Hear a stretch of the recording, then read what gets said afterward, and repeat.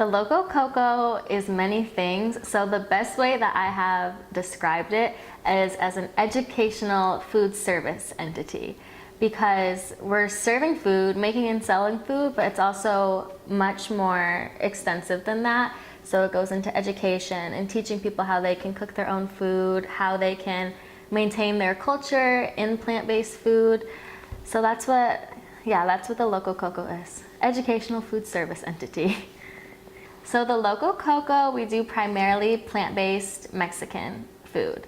I grew up in Mexican restaurants. My family owned several Mexican restaurants. And then as I learned more about eating a plant-based diet, about nutrition, I started taking our traditional foods and making them plant-based. And also, the food is always centered around local produce too. So mostly Mexican, but more than anything, I love to get creative. So I love seeing what's available from local farmers and then using that as my inspiration to make something new as well. So many reasons. I think for me, the two biggest parts of it are the health aspect and also the sustainability, environmental aspect of it. My family, like I said, my family owns Mexican restaurants. I come from a family on my father's side is Mexican. And while the food is delicious, it's also largely is killing the people in my family. So I've had my abuelito, my grandfather, pass away from heart complications. My abuelita, my grandmother, she has high blood pressure. And so I see the way that traditional foods can really lead to chronic disease. And I think that that's a big problem. And so being able to maintain the taste of our food, but switch it out for plant-based options, which are proven to be healthier options, is really important and doable for everybody too. I also think plant-based it's so much more sustainable. So like the amount of land and food that is grown in order to feed livestock, for example, it takes up so many resources. And if you look at the eating locally aspect of it too, you're saving so much energy on fuel because you're getting the food in close proximity to you. And so when we're growing foods that are plant-based, it becomes accessible to a wider group of people because you can grow food anywhere and you can grow food in your own community.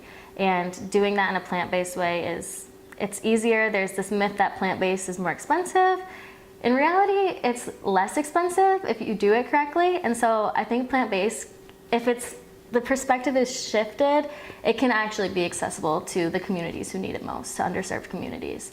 And then I just also believe that you should really only eat what you would be willing to source yourself. I wouldn't be willing to kill an animal or slaughter an animal for my food.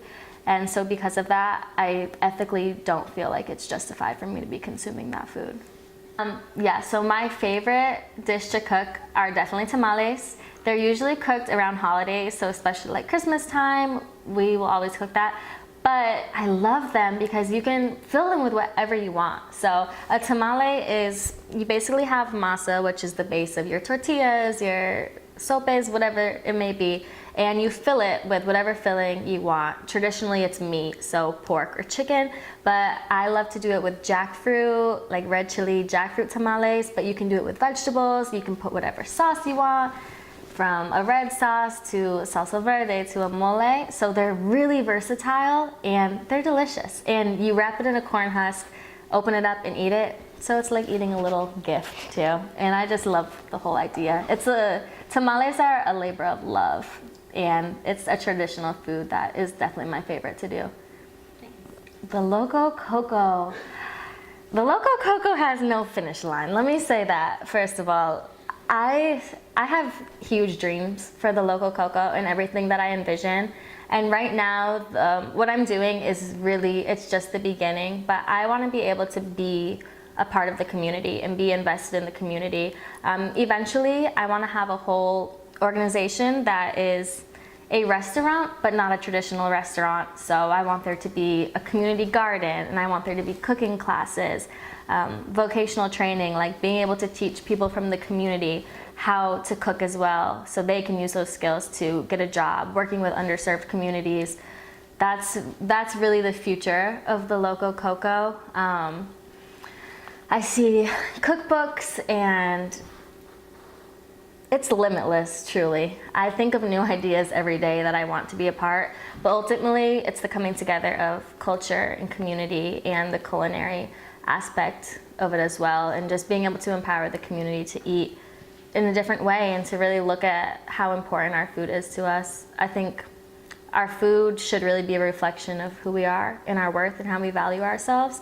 And I want to see that shift. And I'm really, if anything, like I want to use this as a platform to be able to influence the community. Yeah. So the reason I say the Loco Coco is an educational food service entity is because I think the educational aspect is really important. So I do a lot of work with local organizations and farmers markets and teach people how they can use local produce to create plant-based meals. And I think that's so important because I truly believe that cooking is a fundamental survival skill. We should all be able to learn how to cook and how to provide a meal for our family, how to cook with our family.